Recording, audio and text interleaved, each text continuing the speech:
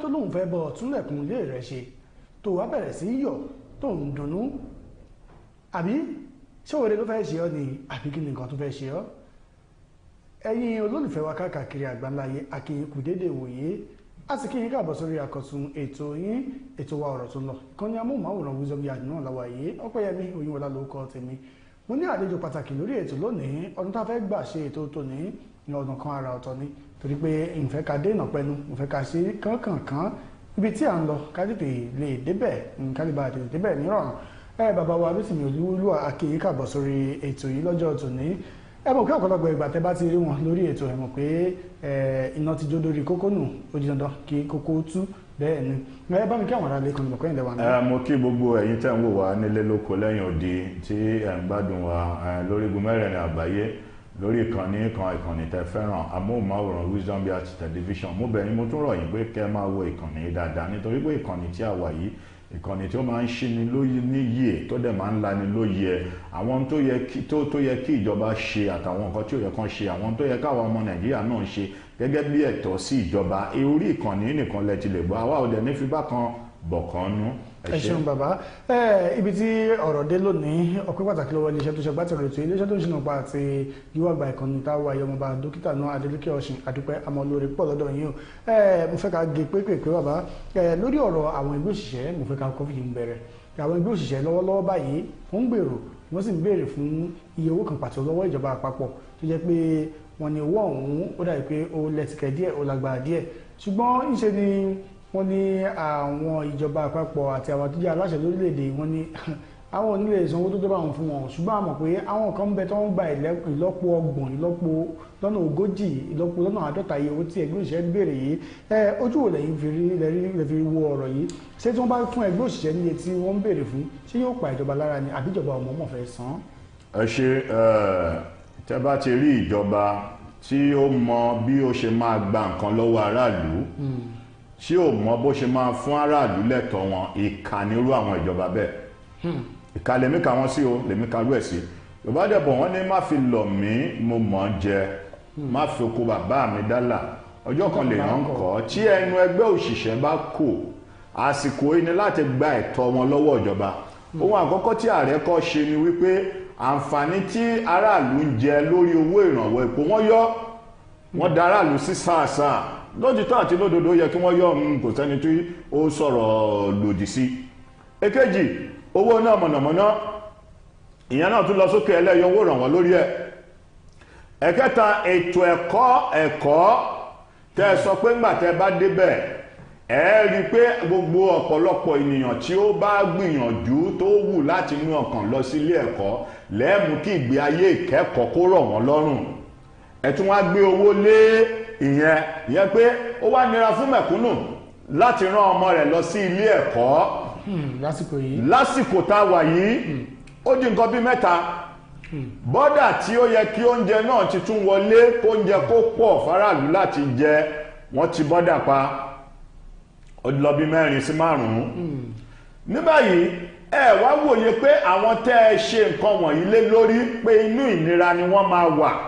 kí la wá lè ṣe láti mú ìnira yẹn kúrò gẹ́gẹ́ bí nǹkan tí bàbá wa Bọ́lá Ahmed Tinubu sọ pé àwọn mọ̀ pé ìyà ń jẹ ọmọ orílẹ̀-èdè Nàìjíríà ṣùgbọ́n lásìkò táwọn àwọn máa tán ìṣẹ́ kúrò torí ọ̀pọ̀lọpọ̀ àwọn ènìyàn tí wọ́n wà nínú òṣì àti àìní làwọn máa yọ jáde táwọn máa fà jáde oṣù kejì tí wọ́n wọlé ni wọ́n lọ sí ìlú ọba lórílẹ̀-èdè America United States of America ni wọ́n sọ fún àwọn ọmọ Nàìjíríà tó wà ńbẹ̀ pé ẹ máa bọ̀ nílé o orílẹ̀-èdè Nàìjíríà ti dá ṣé nù iṣẹ́ yìí àti ìyà yìí ni wọ́n sọ pé kí ọmọ Nàìjíríà yẹn máa padà bọ̀ ẹlòmíì ó gbà kó jẹ́ anulẹ̀ afọpò afọ ìdí àwọn èèyàn ni wọ́n lọ ń ṣe lọ́hùn ó gbà kó kú sórílẹ̀-èdè Amẹ́ríkà ìdí rèé o bàbá ẹ má bínú pọ̀rọ̀ mi pọ̀ ẹ̀yin ará ilé ẹjẹ́ ẹ máa fọkàn bá wa àfi sẹ́ńtímẹ́ǹtì sọ̀rọ̀ yóò mi ò ń ṣe olóṣèlú kábà sọ pé bóyá mò ń kọ̀ dẹ́mu òṣèlú ṣùgbọ́n ìka tó bá tọ́ sí mú òun ni wọ́n máa fi rùn mú ọ̀pọ̀lọpọ̀ gbà pé táwọn bá wà lórílẹ̀-èdè Amẹ́ríkà tọ́lọ́run bá jàjà ṣe tí wọ́n ní ìwé ìgbélùú bóyá wọ́n retire at the age of 75 àwọn ti wà lọ́rùn ìjọba ló máa bẹ̀ sí ń tẹ́kì àwọn wọn ọ̀dẹ̀ nífẹ̀ẹ́ ẹ̀tọ́ wọn dùn wọ́n gẹ́gẹ́ bí àgbàlagbà owó oúnjẹ tó yẹ kán máa gbà lóṣooṣù wọ́n á máa gbà tẹ́ni òfin ní ronú ṣùgbọ́n lórílẹ̀‐èdè nàìjíríà àwọn tó tiẹ̀ sí orílẹ̀‐èdè ẹ má jẹ́ ká wá sọ nípa tàwọn oníṣẹ́ ọwọ́ bíi mẹkáníìkì fọgànáísà kápẹ́ńtà ó ti mọ̀ pé tó bá ti ń di ògbó lọ ó dèjì you are on your own. àwọn tó tiẹ̀ wá sí orílẹ̀‐èdè bí àwọn ajagun fẹ̀yìntì nídìí iṣẹ́ ológun tí wọ́n jà gidigidi ogun Biafra nínú wọn mà ṣe wà láyé àwọn ọlọ́pàá kan ṣì wà láyé títí dòní tó yẹ pé wọ́n ti ẹ̀sìn orílẹ̀-èdè àwọn tíṣà kan wà bẹ́ẹ̀ tí wọ́n sin orílẹ̀-èdè tọkàntọkàn tí wọ́n tún wá rí ẹ̀tọ́ wọn gbà ká má ṣe wàá sọ pé ẹni tó yẹ pé iṣẹ́ àdáni tirẹ̀ ló ń ṣe. ọ̀gá púpọ̀ ẹ ṣeun bàbá mo pé tí n bá tún yín lẹ̀ pẹ̀lú bí ọ̀rọ̀ òun ṣe ń gbé yín lọ́kàn tó yóò rí bákan ó ní ọ̀rọ̀ kan tẹ̀ sọ́nsìn yẹn ní ẹ̀bọ́n ṣe owó òkúpa orí epo ó dáa ọ̀pọ̀lọpọ̀ àwọn èèyàn kan ló fi èròǹgbà tí wọ́n sọwọ́ wọn ní kò dáa wọ́n ṣe yọ owó òkúpa orí epo ìdí tí wọ́n fi ní ò dáa rèé o n fẹ́ wo ojú tẹ́yìn náà fi wò lọ́dọ̀ tí ń bẹ̀rùn bóyá káfọ̀rọ̀ ká fi yíra wọn papọ̀ wọ́n ní lásìkò ìgbà tí ìjọba ń gbèrò láti yọ owó ìrànwọ́ orí epo ní nǹkan tó fà á ta fi ń fi owó ṣe ìrànwọ́ lórí epo rọ̀bì àti àwọn epo tá à ń lò lórílẹ̀‐èdè yìí òun ni pé àwọn ibùdó ìfọpo àti tó ti ń gbépo wáyé àti ilẹ̀ òkèèrè ni ṣùgbọ́n àwọn náà ní àwọn rìfáínárì tó tóbi dáadáa tó dáńtọ́ lórílẹ̀‐èdè Nàìjíríà tó lè tó wàá lò dojú àmì ìjọba tó wá gbèrò pé ńṣe ni káwọn yọ owó òkúpa orí epo ṣùgbọ́n tí wọn ò dá padà sórí tí wọn mọ̀ pé tó tá a bá fẹ́ gba àkàrà lọ́wọ́ ọmọdé àáfòyín rọ́pò ni ó yẹ kí wọ́n ti rí i pé àwọn refineries wọ̀nyí wọ́n ń ṣiṣẹ́ dáadáa ẹ kọ́kọ́ wo àpẹẹrẹ owó tó ń fi ra mọ́tò SUV fáwọn tó jẹ́ kinní báyìí tó jẹ́ àwọn asòfin àtàwọn onídàájọ́ àgbà ńlẹ̀ yìí owó ohun ti tó wá sí refinery kan wọ́n ti ẹ̀ ti tún ṣe tán pẹ̀lú ọ̀pọ̀lọpọ̀ owó tó ń yá kí nìdí tí òfin ti máa bẹ̀rẹ̀ fi kó bẹ̀rẹ̀ fi ṣiṣẹ́ wọ́n sì máa ta fún wa ní ètò ẹ̀pọ̀ rọ̀ wá lọ́rùn kò ní jẹ́ pé wọ́n fowó kún owó epo mọ́ kí nìdí tí wọ́n fi ṣe yín tó wá fi wá yọ owó epo tó wá dà wá sínú wa. ẹ ṣe olóòtú tẹ́ bá rántí nígbà ayé Jonathan ni wọ́n ti yọ owó ìrànwọ́ orí epo tí wọ́n sọ pé wọ́n yọ owó ìrànwọ́ orí epo àwọn ìjọba tó wà ní ta nísìn àwọn ni wọ́n kó owó fún àwọn èèyàn láti sponsor protest ó yá ẹ lọ sílùú kẹ lọ ṣèwọ́de kẹ sọ pé kò lòdì àpò lòdì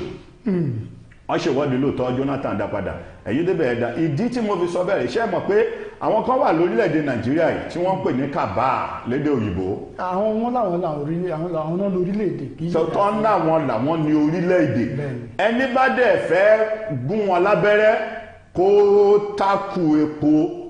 torí ibi tí wọ́n ti gbogbo ohun tí orílẹ̀-èdè Nàìjíríà dẹ̀ gbọ́kànlé nìsín ojú ọ̀rọ̀ orí epo tẹ́ bá rántí ìgbà tí bàbá gbé Awólọ́wọ̀ wà láyé ohun tí bàbá Awólọ́wọ̀ ń campaign against rèé lásìkò bàbá Awólọ́wọ̀ kòkó wà kọfí wà onírúurú nǹkan àlùmọ́nì nǹkan kó tó yẹ pé tí kòkó gan tó bá já owó tó bá pé wọ́n ń ta kòkó kílò kan ní 40 naira tówó ẹ̀ padà já sí 35 naira bàbá Awólọ́wọ̀ á sọ pé ẹ kó wá sí kòkó house wọ́n á rà ní 40 naira wọ́n á kó pamọ́ síbẹ̀ nígbà tí kòkó yẹn bá tún gbówó lérí wọ́n á tà jáde sílẹ̀ òkèrè so gẹ́gẹ́ nǹkan tí ẹ̀ ń sọ pé lásìkò ó dáa bọ́ ṣe yọ nítorí àwọn kàbáyé ẹni tó bá fẹ́ tó orílẹ̀-èdè Nàìjíríà ṣe ó gborí ọ̀fẹ́ Ọlọ́run ó borí ọ̀fẹ́ Ọlọ́run torí àwọn tí wọ́n sọ pé àwọn làwọn ní orílẹ̀-èdè ṣùgbọ́n ohun tó yẹ kí bàbá Bọ́lá Ahmed Tinubu ṣe lẹ́yìn tí wọ́n yọ owó ìrànwọ́ orí epo mo gbọ́ pé láàárín oṣù méjì àwọn save 1 trillion naira kí ló dé tí wọ́n kówó ìsórí refinery kan jẹ́ kí refinery ṣiṣẹ́ àwọn kàbáyé náà sì tún wà o torí pé ọ̀pọ̀lọpọ̀ àwọn tó ti sin orílẹ̀-èdè sẹ́yìn ni wọ́n ní refinery lókè òkun lọ́hùn-ún tó jẹ́ pé crude oil ní Nàìjíríà yìí náà ń gbé lọ́bẹ̀ ó dẹ̀ léye títí wọ́n jẹ́ nígbà tó bá lọ refinery ṣé wá sọ fún pé inú àwọn ẹ̀yà dùn tí refinery wa bá ṣiṣẹ́. nǹkan tẹ́mi wù báyìí torí ìjọba tó wà lóde yìí èmi rí bí wọ́n ṣe ń ṣe ìjọba wọn bọ̀ láti nǹkan bí ọdún 9 sẹ́yìn látìgbà tí APC ti gbàjọba Buhari lọ́dún 8 Tinubu náà ti lọ́dún kan báyìí ó di 9 báwọn mo rí pé ìjọba kan pa ni ìjọba tó jẹ́ pé tí wọ́n bá sọ pé no kò sí pé bóyá nǹkan táwọn aráàlú ń gbé béèrè fún pàápàá jùlọ lórí ọ̀rọ̀ epo ìwọ̀n bójú wẹ̀yìn ṣùgbọ́n kan tó wá wà ń bẹ nìyí ṣé ẹ̀yin ò lérò pé ìdí tí wọ́n fi yọwọ́ epo yìí tí àwọn kìíní ò sì fi ṣiṣẹ́ ẹ̀rù páwọn tó yọwọ́ epo náà wọ́n sì tún ní àwọn rìfáínárì tó wà lókè òkun. ẹ gbọ́ nǹkan tí mò ń sọ ni mo ní ẹni tó máa ní kí rìfáínárì wa ṣiṣẹ́ nìsín ajẹ́pẹ́ ni ẹ dúró tán pé òun ò kọ ikú tó bá gbé ká ẹ pa òun ni o òun rẹ́dì pé kí eléyìí ṣiṣẹ́ Nàìjíríà ní rìfáínárì bíi 2 àbí 3. àtúnwá ní the biggest refinery. Dangote tí wàá ṣe tiẹ̀ ń bí tí Dangote lọ́ọ̀ṣẹ́ yọ ẹnìkan ṣe rìfáínárì wọn lọ ìjọba àpapọ̀ ò lè dá ṣe kán tún rìfánárì wa ṣe kó ṣiṣẹ́ ibi tẹ́ ti máa mọ̀ pé àwọn kan wà nídìí ọ̀bàyéjẹ́ lórílẹ̀‐èdè Nàìjíríà ẹni tó bá dẹ̀ débẹ̀ tó bá lóun fẹ́ ṣe nígbà míì tí bá wo ṣekún sa ọ̀rọ̀ orílẹ̀‐èdè lọ ńgbà míì màá ní àfi tí Tinubu bá múra nìkan ni wọ́n fi nípa lórí àwọn ìgbésẹ̀ míì tó ń gbé ṣe mọ̀ pé kì í ṣe gbogbo ìgbésẹ̀ tíjọba bá gbé náà ló máa ń tẹ́ aráàlú lọ́rùn ṣùgbọ́n nítorí pé kí nǹkan lè dá aráàlú ò ní choice lẹ́yìn pé kí wọ́n gbà bọ́tẹ́ tó bá ti ń di pé aráàlú ń pariwo ebi lọ́tún ebi lósì ó yẹ kí ìjọba náà máa dúró láti gbọ́ nǹkan tí aráàlú ń sọ. ibi tí ọ̀rọ̀ wọn ti jáde nù pé ọ̀pọ̀lọpọ̀ èèyàn ló rò pé ìjọba tó wà lóde yìí fún èyí ṣe ní ti ìgbóhùngbáròyè nǹkan tó bá ti sọ òun náà làbẹ́gẹ́ èmi wá wo kíní kan pé àwọn aṣòfin kan wà tàbí pé ó dàbí pé wọn ò nífẹ̀ẹ́ sí bí ìjọba yìí ṣe ń lọ ṣùgbọ́n ara ìjọba yìí náà làwọn náà wà gbogbo pé ṣé kìí ṣe pé lè jẹ́ bóyá bí ọ̀nà arúmọjẹ àbí báwo kájẹ̀ tó lọ sórí àwọn aṣòfin agbọ́pẹ́ náà ṣe ọlọ́run kan àwọn sọ̀rọ̀ nípa bí ọ̀rọ̀ orílẹ̀-èdè yìí ṣe ń lọ pàápàá lórí ọ̀rọ̀ owó oṣù àti bí ìrẹ́jẹ tó jẹ́ pé wọ́n pètè tí wọ́n rẹ́yàn jẹ wọ́n sì fi hàn yín pé tó kí lẹ fẹ́ ṣe sí bẹ́ẹ̀ bá gbìyànjú tẹ́ ẹ bá sọ̀rọ̀ àwọn ẹ̀ṣọ́ aláàbò tó wà lórílẹ̀-èdè wọn wà fáàbò Nàìjíríà wọ́n wà láti tako ẹni yòówù tó bá fẹ́ tako ìjọba ni kì í ṣe pé káwọn èèyàn ta wà ní orílẹ̀-èdè káfílẹ̀ ní ààbò tó péye mo wo fọ́nrán kan ilé ìta ní àǹfààní àti fi hàn àwọn olólùfẹ́ wa nílé òṣùwọ́n tó ti bá fi hàn wọ́n olùṣọ́ àgùntàn yìí sọ̀rọ̀ ó ní ìjọba orílẹ̀-èdè yìí lọ́wọ́lọ́wọ́ báyìí pé ìkànnì wọn gẹ́gẹ́ bẹ́ẹ̀ ṣiṣọ́ níbẹ̀rẹ̀ ṣùgbọ́n mo rí i pé ẹ̀yin náà bẹ́ẹ̀ ṣe ṣàlàyé ẹni bí bàbá Tinubu bá sọ́ra Ọlọ́run má jẹ́ kó wọn pa torí àwọn kàbá ẹ báwo lẹ́yìn ṣe rò pé bàbá Tinubu gan ò sínú kàbá orílẹ̀-èdè yìí. Tí bàbá bá wà nù kàbá iṣẹ́ àti wa wọn ló máa fi wọ́n hàn torí èmi ò sí ń bẹ̀ débi pé mo lè mọ̀ bóyá wọn àbí àbí wọn ò sí ń bẹ̀. dẹ́ni bàbá tí ó sọ̀rọ̀ nínú fọ́nrán tẹ́ sọ yẹn rẹ́bẹ̀ olùṣọ́ àgùntàn rẹ́bẹ̀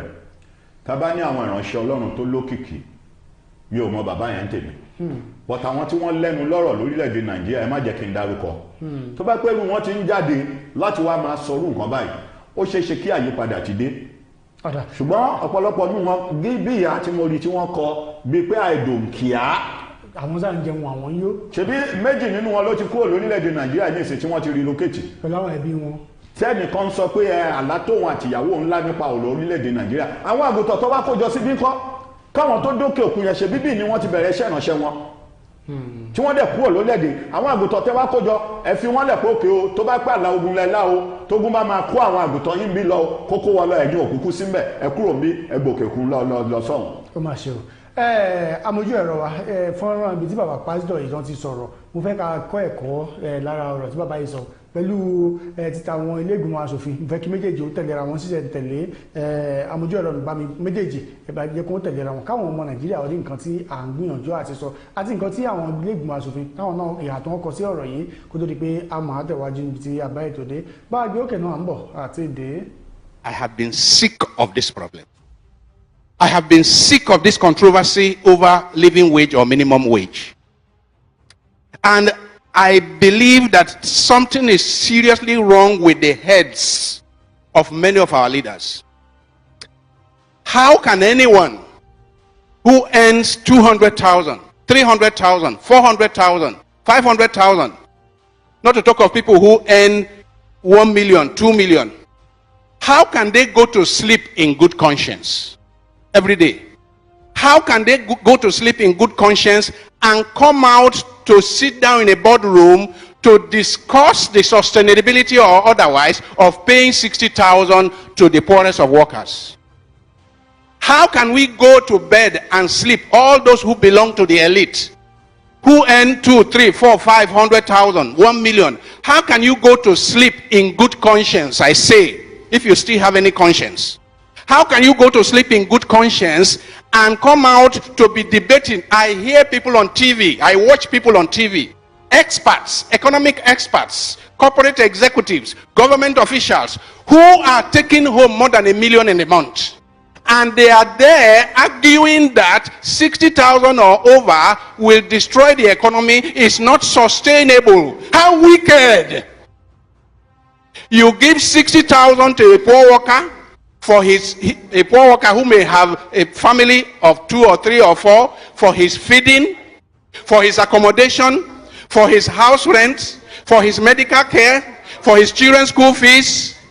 How wicked, how blind, how can we do that? and we think that God will bless our country. We think that it is by bringing a new national anthem for God to bless our country. How can you commit this crime against humanity? For me, this is a crime against humanity. Because the poor people who cannot afford to buy gari, I'm not saying they will buy that they are to buy sardine. I'm saying buy gari, poor people who cannot buy gari. I'm not talking of meat or fish. Poor people are dying because they have no money to cure malaria. How can you go to sleep in good conscience? Those of us who belong to the elite, how can we go to sleep with good conscience and we are debating and we are discussing and we vote 500 million naira to meet and debate about paying 60,000 to the poor? My dear friends, I see this as a new form of apartheid. Nigeria is one of the most unequal societies in the entire world. A society where it's like the animal farm. A society where we have conspicuously rich people, people who are living in conspicuous consumption, and others who are in deplorable, dehumanizing poverty. If you have somebody in this country that takes home 1 million naira, I mean 1 million, I'm not talking of 30 million naira, 1 million naira in the month, and he can open his mouth to be part of a discussion about the poor getting 60,000 naira. I say anyone who earns up to 1 million naira in the month should keep his or her mouth shut when he hears them debating about taking 60,000 for the poor. More than 60 years after independence, we are running an apartheid society. This time it's not racial apartheid, it's economic apartheid. We are running an apartheid society of people of conspicuous consumption, flying in private jets around at government expense, people who are riding 4, 5, 6, 7 SUVs with pilot vehicles, chasing the poor out of the road, and poor people, you are debating, you are discussing, you are over 60,000 for the poor. You insult the poor by saying 30,000, and later you say 48,000, and now you say 60,000, and you pay more than 60,000, you come out with 62,000. You insult poor Nigerians. I say there is hardly any society I know that is as divided as the Nigerian society. And a society that is so divided is just sitting on a keg of gunpowder. I have warned here before that the revenge of the poor is at the corner. The revenge of the poor is at the corner. I am not calling for it, but it will happen as night follows the day. Understand personally with the opinion of the trade union, but why will you go to media and say a salary of political office holders, National Assembly of that matter? I don't receive the money that they publish in the front pages of newspaper in the name of advocating for your standard living condition. Don't give wrong and lie information about institutions. Is done inside the public against. We are concerned about the trade union, but Mr. Speaker, we should be more concerned about the over 2 million Nigerian population who are suffering, 200 million who are suffering, who doesn't have food to eat, who cannot buy kerosene, who cannot pay school fees for their children, who doesn't have shelter to stay at home. We should remember, we must be proactive, hold that bill, adjust it, call for public hearing, stakeholders should consider that. If we have done our job, federal government will not be doing what they are doing now. But the crisis of commodities in market, the standard living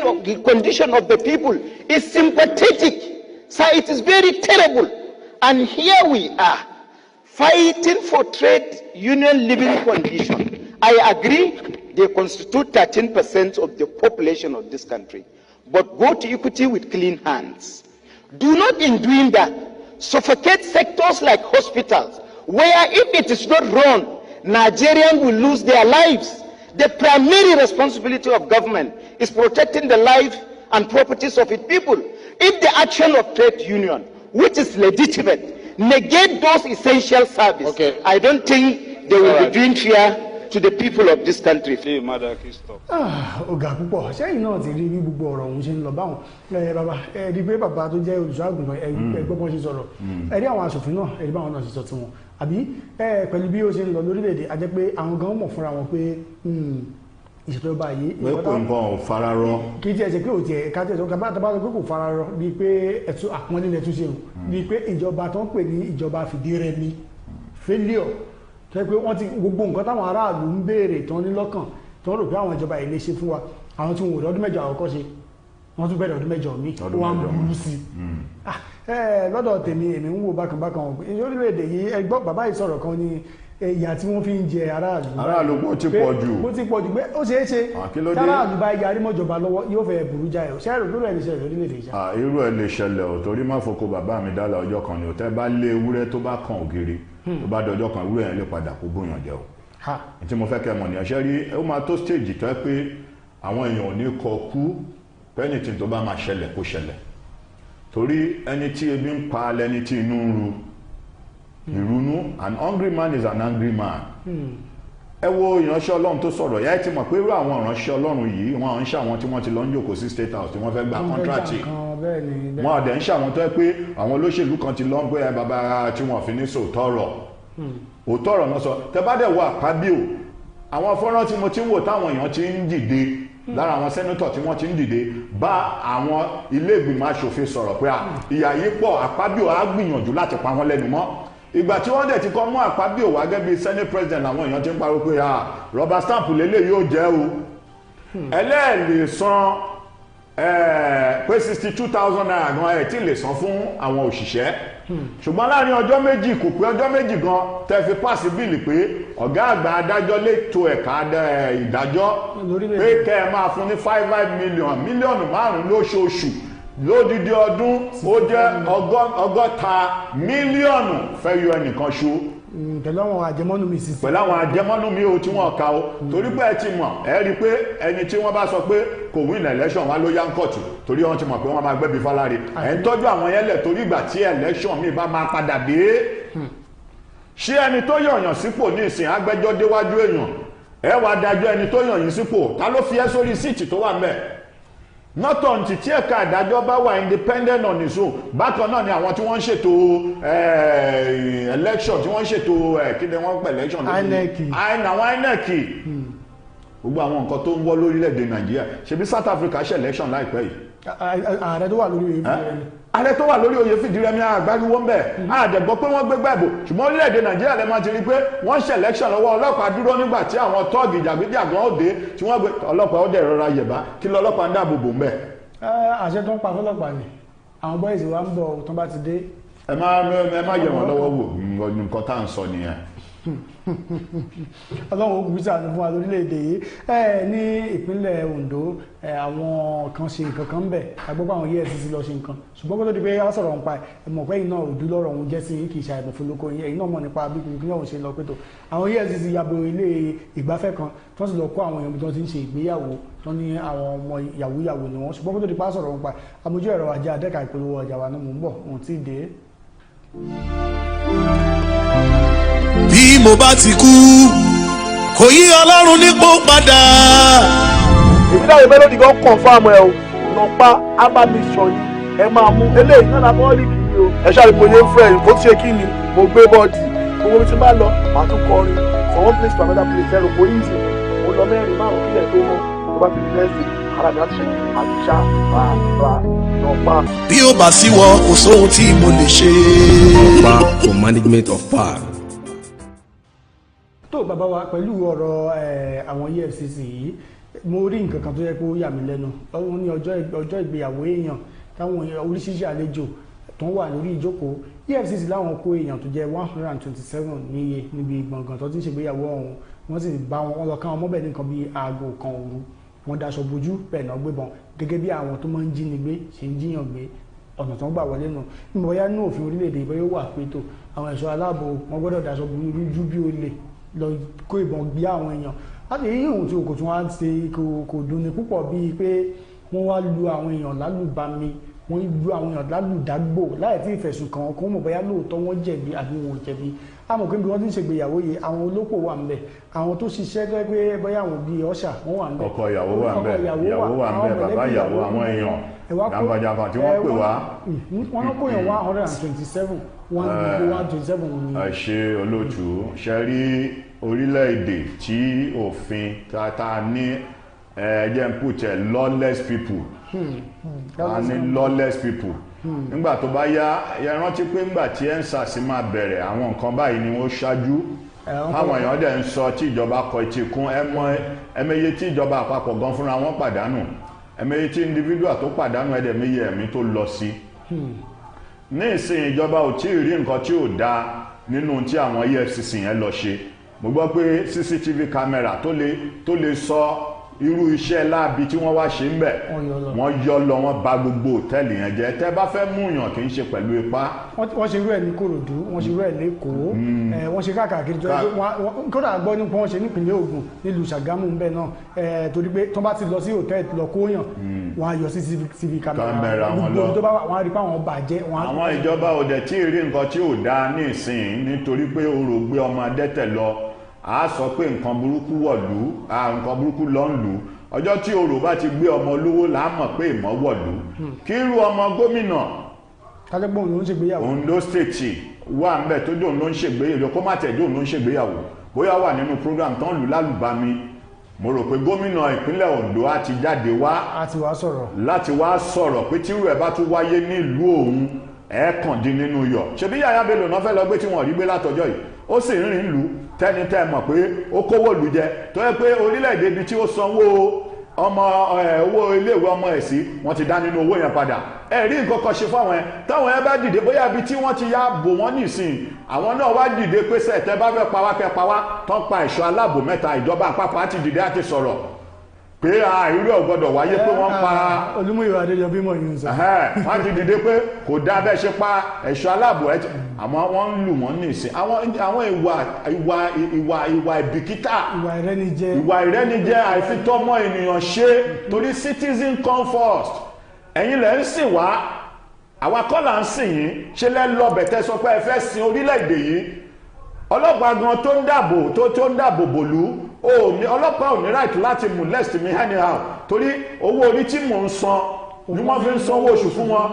tẹ́ bá ní case pẹ̀lú mi ẹ̀ invite mi máa lọ bẹ̀ máa sọ tẹnu tó bá pé ó jọ bí ìwà ọ̀daràn ẹ fi mí sáhàmọ́ kẹ́ charge mi sí kóòtù but èwo ni àwa ń lu ní nítorí pé a fẹ́ wá arrest èèyàn kò yẹ kí irú ẹ̀ wáyé rárá àti rárá. ọ̀gá ọlọ́run ó ṣàánú fún wa lórílẹ̀‐èdè yìí ilé ìta áfíríkà dẹ̀ ńlẹ̀ lágbàá àwọn òṣèré agbọ́ròyìn kan tó dàbí ẹni tí ó sì bí ẹni pani lẹ́rìn wọ́n ní àǹtí Ramọ́tà ibi ọ̀rọ̀ Nàìjíríà dé yìí àwọn tó lọ ń ṣe yọ̀dí wọ́n ní wọ́n lọ